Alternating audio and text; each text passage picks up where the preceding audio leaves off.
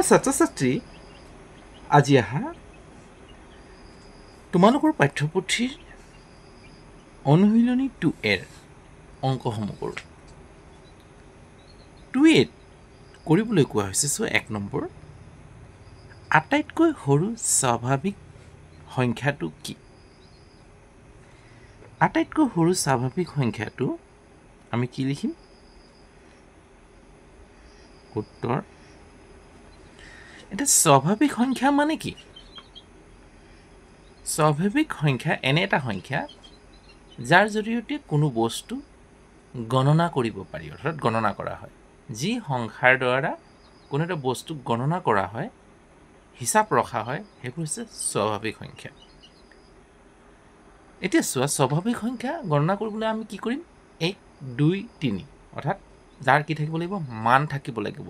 1 কোৱাৰ লগে লগে এটা বস্তু থাকিব লাগিব, 2 কোৱাৰ লগে লগে দুটা বস্তু, 5 কোৱাৰ লগে লগে 5টা বস্তু। অৰ্থাৎ তেনেকুৱা গণনা কৰিব পৰা সংখ্যাসমূহ হৈছে স্বাভাৱিক সংখ্যা। তেতিয়াহ'লে চোৱা, আটাইতকৈ সৰু স্বাভাৱিক সংখ্যা কি হ'ব? যাক আমি মান থাকিব লাগিব। তেতিয়াহ'লে আমি লিখিব পাৰোঁ আটাইতকৈ সৰু স্বাভাৱিক সংখ্যাটো 1, হয় নহয়? 1 হ'ব। তাৰপিছত 2, 3, 4, তাৰপিছত অসংখ্য হ'ব পাৰে। অসংখ্য হ'ল, অসংখ্য হ'ব পাৰে। কিন্তু আটাইতকৈ সৰু স্বাভাৱিক সংখ্যাটোৱে হৈছে 1। আটাইতকৈ সৰু স্বাভাৱিক সংখ্যাটো 1। কি হ'ব? আটাইতকৈ সৰু স্বাভাৱিক সংখ্যাটো 1 হ'ল। ডায়েৰী দিব পৰা, ডায়েৰী দিয়ে। আটাইতকৈ সৰু স্বাভাৱিক সংখ্যাটো হৈছে 1। আটাইতকৈ সৰু পূৰ্ণ সংখ্যা। চোৱা, পূৰ্ণ সংখ্যা কোনবোৰ? সকলোবোৰ স্বাভাৱিক সংখ্যাই পূৰ্ণ সংখ্যা, কিন্তু পূৰ্ণ সংখ্যা শূন্যটো সংযোগ হৈ থাকে। কাৰণ কোনো এটা সংখ্যা যেতিয়া আৰম্ভ হয় গণনাটো, তেতিয়া শূন্যৰ পৰা গণনা কৰিবলগীয়া হয়। শূন্যৰ পৰা, ধৰা এনেকৈ লিখিছোঁ, শূন্যৰ পৰা 1 হ'ব। ইয়াৰ পৰা ইয়াৰ দূৰত্ব যিমান, ইয়াৰ পৰা ইয়াৰ দূৰত্ব সিমান হ'লে 2 হ'ব। ইয়াৰ পৰা ইয়াৰ দূৰত্ব যিমান হ'লে 3 হ'ব। এই শূন্যৰ পৰা ইয়াৰ যিটো দূৰত্ব, সেইটোকে 1 বুলি ধৰা হ'ব। 1 বুলি ধৰা হ'ব। গতিকে শূন্য এনে এটা সংখ্যা যিয়ে কোনো এটা বস্তু নথকা বুজায়। যদি কোনো এটা বস্তু নথকা বুজাবলৈ শূন্যক ব্যৱহাৰ কৰা হয়, তেন্তে শূন্য এটা সংখ্যা, এটা পূৰ্ণ সংখ্যা। শূন্যৰ অবিহনে স্বাভাৱিক সংখ্যাসমূহ পূৰ্ণ নহয়। অৰ্থাৎ শূন্যৰ পৰা আৰম্ভ হ'ব, 0, তাৰপিছত 1, 2, 3 হ'ল। এই শূন্যৰ পৰাই আৰম্ভ হৈ যায়। গতিকে শূন্যটো এটা পূৰ্ণ সংখ্যা। আটাইতকৈ সৰু পূৰ্ণ সংখ্যাটো কি হ'ব এতিয়া? উত্তৰ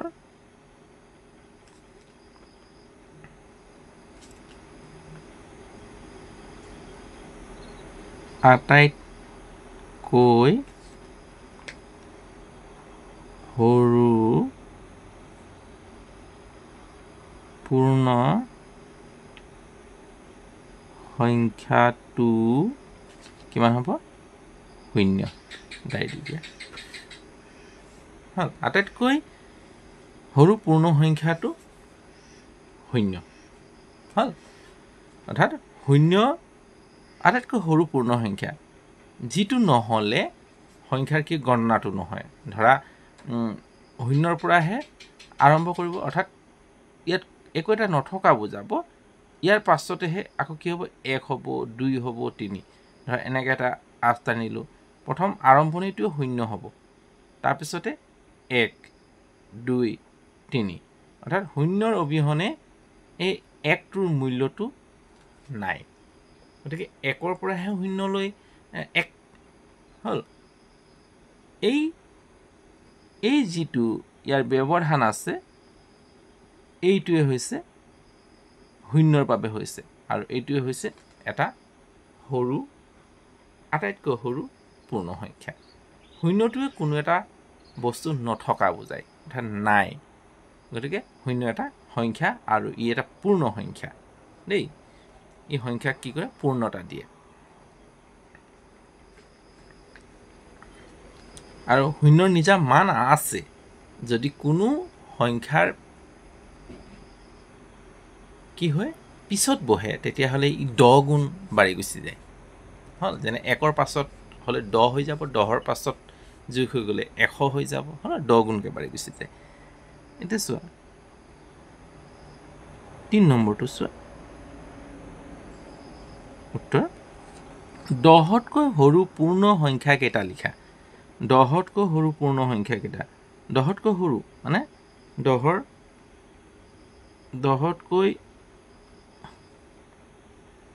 সৰু পূৰ্ণ সংখ্যা কেইটা হ'ল কি হ'ব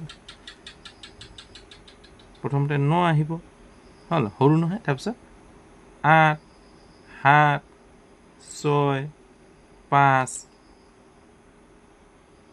4 3 2 1 আৰু কি হয় শেষৰটো কি হ'ব শূন্য পূৰ্ণ সংখ্যা কৈছে নে পূৰ্ণ সংখ্যা ক'লে শূন্যটো পূৰ্ণ সংখ্যাত ধৰা হ'ব আটাইতকৈ সৰু সংখ্যা পূৰ্ণ সংখ্যাটো হৈছে শূন্য আৰু শূন্য হ'ল 9 8 7 6 5 4 3 2 1 আৰু শূন্য পূৰ্ণ সংখ্যা আৰু স্বাভাৱিক সংখ্যা ক'লে আমি একলৈকে লিখিলোঁ হয় যদি ইয়াত দি দিলে হয় পূৰ্ণ সংখ্যা নিদি স্বাভাৱিক সংখ্যা যদি দিয়া হন্তন আমি একলৈকে লিখিলোঁ হয় 9ৰ পৰা 1লৈকে 10তকৈ সৰু স্বাভাৱিক সংখ্যা কিন্তু পূৰ্ণ সংখ্যা লিখাৰ লগে লগে শূন্যটো লিখিব লাগিব শূন্যৰ অবিহনে স্বাভাৱিক পূৰ্ণ সংখ্যা সম্পূৰ্ণ নহয় দেই এতিয়া চোৱা আকৌ কি কৈছে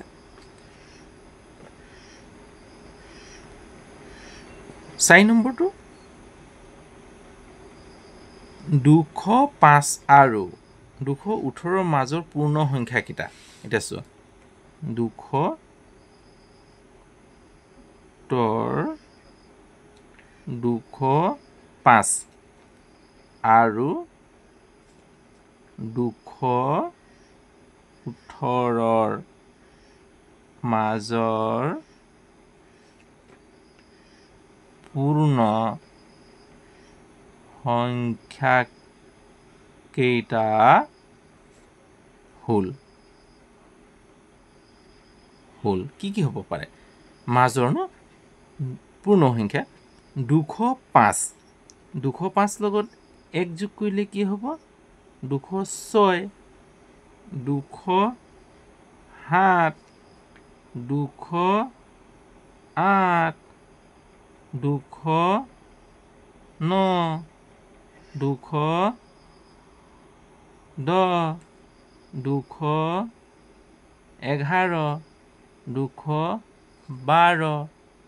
213 214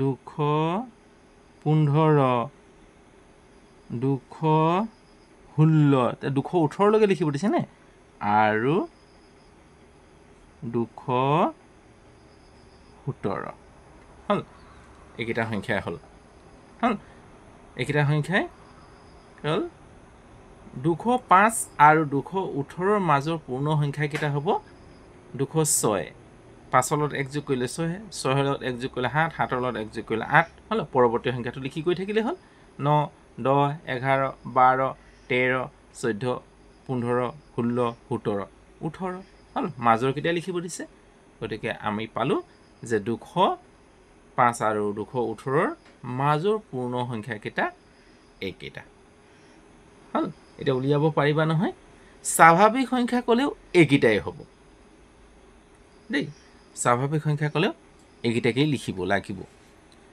কাৰণ প্ৰত্যেকটো পূৰ্ণ সংখ্যাৰ শূন্যৰ বাহিৰে প্ৰত্যেকটো পূৰ্ণ সংখ্যাই স্বাভাৱিক সংখ্যা হল এতিয়া 5